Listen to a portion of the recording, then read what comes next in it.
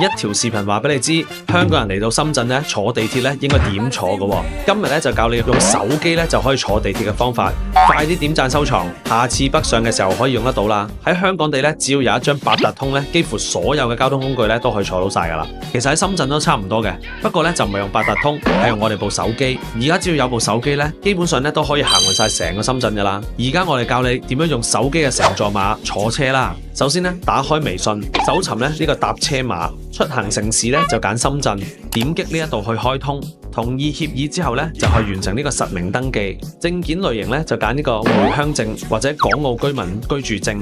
填好信息之後咧就同意埋授權同埋呢個免密支付，就可以用搭車碼搭車噶啦。之後如果要開翻咧，就喺微信呢一個傾偈嘅畫面拉落去，或者搜尋咧就可以直接用到噶啦。而且只要切換呢個公車搭車碼咧，就可以搭到好多唔同嘅交通工具。而且咧深圳呢邊咧仲好普及咧，就係掃面嘅支付啊，同埋呢個掌紋支付啊。咁你哋上嚟深圳又會中意搭車去邊一度購物呢？